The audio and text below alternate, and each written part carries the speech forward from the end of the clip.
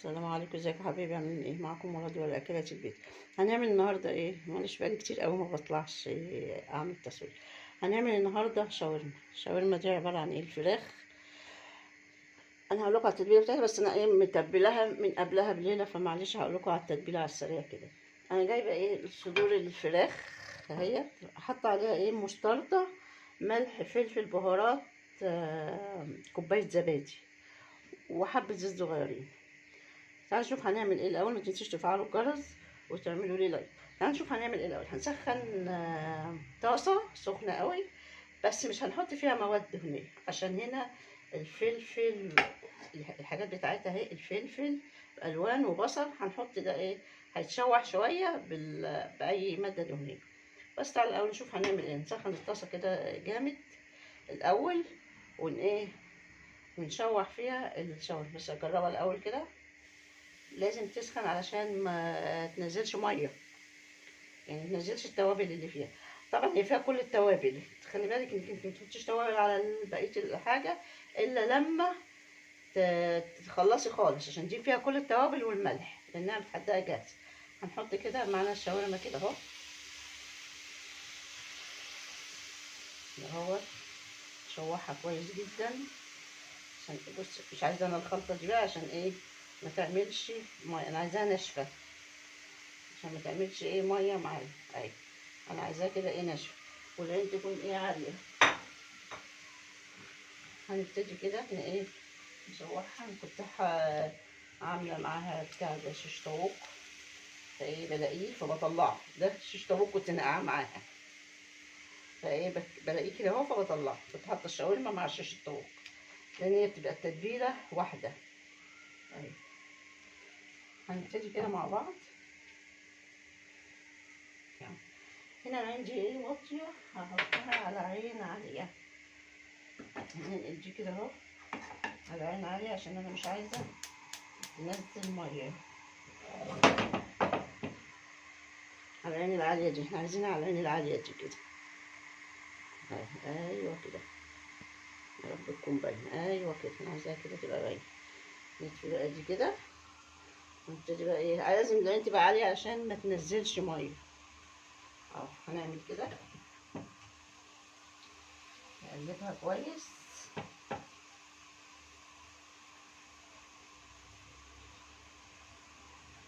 بص انا مقطعاها رفيع، بص معموله ازاي كده اهو. عايزاها ارفع من كده، بس هي كده حلوه قوي، سمكها حلو علشان في السوا ما تتقطعش، يعني ما تتهريش يعني. نخليها كده اهو. ايه، لازم الميه دي تشرب خالص، علشان هي المفروض ان هي تبقى ناشفه. لازم الميه دي تشرب خالص، ونخليها كده اهو الميه تشرب خالص. بعدين هقول لكم في التتبيله حاطه فيها ليمون وخل. يعني عرفت التتبيله هتكون عباره عن ايه؟ زبادي، مستردة، ملح، فلفل، بهارات فراخ، شعرة زيت، نص ليمونه وحبه خل. كل ده كده على بعضه وتنقعيها من بالليل، علشان كل ما تنقعيها كل ما طعمها بيبان اكتر. بص في نفس الطاسه هنعمل ايه الحاجات اللي هي الخضره بتاعتها عباره عن ايه اهو: فلفل اصفر، فلفل احمر، بصل، فلفل اخضر، طماطم، فلفل حامي لو عايزه تحط فيها فلفل حامي، بس احنا طبعا ما حطيناش ايه فلفل حامي. وبعدين بصي هقول لكم بعد كده هعمل لكم الكايزر. يعني لما اكون عامله شاورما هقول لكم على طريقه الكايزر. الكايزر حلو قوي. رحت النهارده اسال على الكايزر، لقيت لك واحده صغننه قوي كده ب2 جنيه. نص كيلو دقيق يعمل لك حوالي بتاع 7 وحدات كايزر. اقول لك على طريقته، مش طريقته سهل جدا ومفيهوش وجع دماغ كتير، بس هو بيبقى عايز تكه ايه؟ الفرن يكون كويس. لو عندك الفرن بيشتغل فوق وتحت بيطلع الفينو او الكايزر في منتهى الجمال، لان هو بيحتاج فرن عاليه، بيحتاج نار عاليه. احنا هنبقى بص بتاع هنا اهوت، مش عايزه كده، فلازم النار تبقى عاليه علشان كل ده ينشف. لازم الميه تبقى مفيش ميه. بص يا حبايبي، بعد ما شربت السائل بتاعها اهوت، هنعمل ايه بقى؟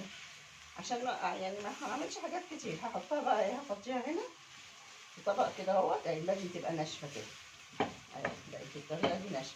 هفضيها في الطبق دوت، وهستعمل نفس الطاسه في الايه، في الخضار بتاعها. اه، هروح حاطه هنا اهوت، ولسه بتاع سخنه اهي. هحط ايه، اي ماده دهنيه عندي، احطها هنا كده اهوت. نبتدي نشوح الاول، خليها تسيح. هنشوح الاول ايه، هنشوح البصلايه الاول عشان الفلفل بيستوي بسرعه. نشوح البصلايه كده الاول اهي. بص بقطع البصل ايه، جريء رفيع كده اهو، يبقى كده اهو اجنحه كده اهو. بصي اهو، اجنحه كده اهو، عشان هو ما بيحتاجش، ما يبقاش رفيع قوي عشان ما يدوبش. ان هو مش مطلوب ان البصل يدوب. هنشوحه هو شويه الاول علشان الفلفل ما بيلحقش، برضه مش عايزين الفلفل يتهري، يبقى كده ايه يعني مقرمش شويه. هنشوح البصلايه كده الاول شويه كده اهو مع بعضها الاول. هنا مش هحط اي ملح ولا فلفل ولا بهارات، لان الفراخ فيها الحاجات دي كلها. الاخر خالص لما تجمعوا على بعض تحاولي تشوفي هي عايزه ملح ولا مش عايزه، علشان ما تحرقش مني. دي واخده كل حاجه. حبيتي تلاقيها لسه مدلعه شويه، ظبطي بقى انت ايه ملحها مع نفسك. ده هنبتدي نعمله كده شويه مع نفسه اهو. ده هندبله بس، مش هنسويه قوي، يعني هندبله بس تتبيله بسيطه، عشان هينزل عليه الفلفل وهتنزل عليه القوطه، تديله شويه ميه صغيرين، فكل ده ايه هيستوي مع بعض. انا بشوحه كده شويه يتبل بس، برضه على نار عاليه علشان مش عايزين اي حاجه تنزل ميه، مش المفروض فيها يبقى فيها ميه اصلا. هي تبقى ايه بالطريقه دي كده. اه، هاجي اروح نازله بقى ايه بالفلفل، 3 الوان الفلفل هما، برضه مش عايزين الفلفل يستوي، هنشوحه كده حاجه بسيطه ون ايه، ونحط عليه الطماطم. في تكايه بقى صغيره كده في الاخر، هي اللي بتفرق مع الشاورما. هقولك ايه هي في الاخر خالص، هقولك ايه هي. ادي ده هنشوحه شويه كده، نشوحه شويه، نشوح كله كده مع بعض شويه اهو. لازم نشوحه حبه كده مع بعضه، ياخد برضو، عايزاه برضو ايه يتدبل، بس يبقى دبلان شويه، بس مستوي قوي لا، مش عايزين يبقى مستوي قوي.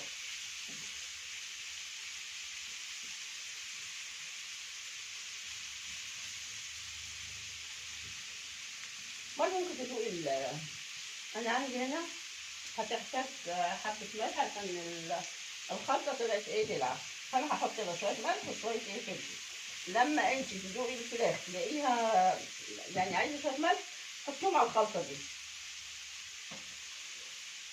اديهم على الخلطه دي علشان ايه بتدي طعم كمان حلو مع البتاع. ادي هتحتاج شويه بهارات،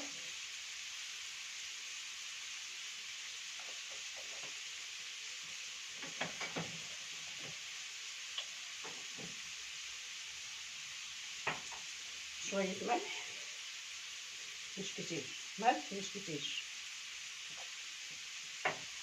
وشويه فلفل، ده في حاله ان الفراخ لسه دلع شويه، وشويه فلفل. انا الفراخ عندي عايزه شويه ايه تتحدق شويه، عشان تخلي بالك من موضوع الملح ده، خصوصا اللي بيعمل حاجه اول مره، عشان انا ياما طلعت حاجات حادقه ما بتتاكلش. الحادق ما بيتعالجش، اللي هو ناقص ملح بيتعالج. نقلبها كده مع بعضها كده، مش هنحتاج اي حاجه تاني خالص، غير هي التكايه الوحيده اللي هقولك عليها في الاخر. هنا هننزل معاها القوطه شويه واحده بس، مش عايزين اكتر من كده. بص بقى في تتبيله وانا بتبلها كده هحط لها معلقه خل، لان الخل برضو بيديها ايه طعم تاني قوي في التتبيله دي كده.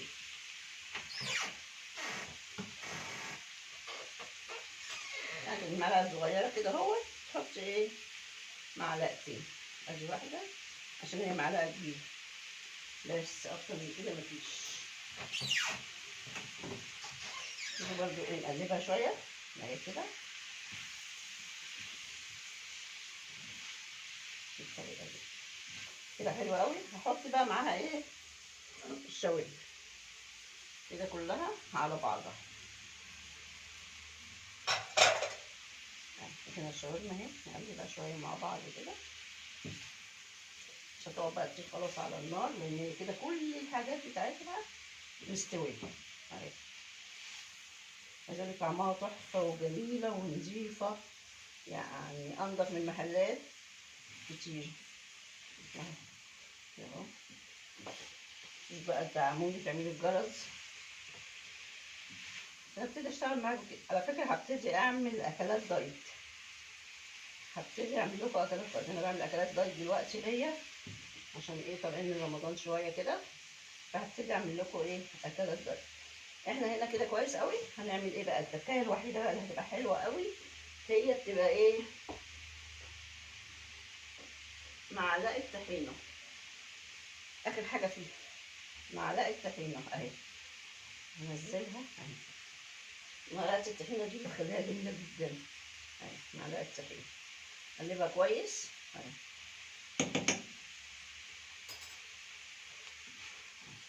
هنجيبيها بقى كويس لحد ما تبقى ايه داخله كلها في قلب بعضها. الطحينه في الاخر خالص بتديها طعم حلو قوي، يعني بتروح بيها في سكه تانيه خالص. على فكره ما بعملش حاجه الا لما انا اجربها الاول، ما بعملش لحد حاجه كده عشوائي، بجربها الاول. الطبخ ده اصله ايه مزاج، وانا بحب المطبخ من وانا صغيره. هبقى احكي لكم بعد كده. انا اول حاجه عملتها كان عندي 11 سنه. ايه هو اللي انا عملته؟ عملت ملوخيه ورز وملوخيه ورز ملوخيه ورز. كانت اياميها كنا في الشتاء وفاكراها كويس قوي، كان عندي 11 سنه وكنا في اجازه نص السنه.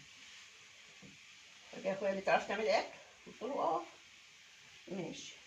راح جايب لي لحمه، عملنا لكم ملوخيه ورز و ايه تاني، كانت ملوخيه ناشفه فاكراها كويس قوي، كانش فيه بعد كده. فالطبخ ده اصلا مزاج. عندي بنتي ما بتحبش تقف. هنا بقى شويه ايه في الاخر خالص، شويه بقدونس في الاخر خالص عشان نطفي عليه وايه ما يستويش. هو كده بيدي طعم حلو برضو اهي. مشيت عليه بالخطوات دي بالظبط، ما فيش بعد كده، طعمها جميل جدا. متنسيش بقى تدعموني كده. نحطها هنا كده اهوت. ده الطبق اللي كان فيه بتاع دوت بتاع هندفع عليها كده من ايه اهو. ألف هنا وشفا اللي يعملها واللي هياكلها النهارده. ألوانها وطعمها خرافة بالطريقة دهيت.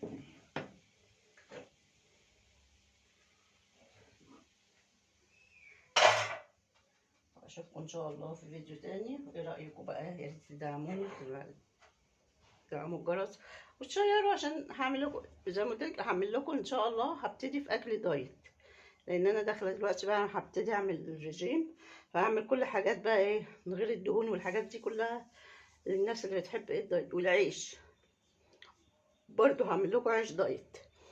يلا اقابلكم ان شاء الله، مع السلامه. السلام عليكم، ازيكم حبايبي؟ عاملين ايه؟ معاكم مراد ولا اكلات البيت. عملنا ايه النهارده؟ عملنا شاورما. خشوا على صفحه اليوتيوب شوفوا الطريقه بتاعتها، متنسوش تعملوا له لايك. وان شاء الله هعمل لكم اكلات للرجيم، مخبوزات واكلات. انتظروني في الفيديو الجاي ان شاء الله. مع السلامه. معاكم مراد ولا اكلات البيت.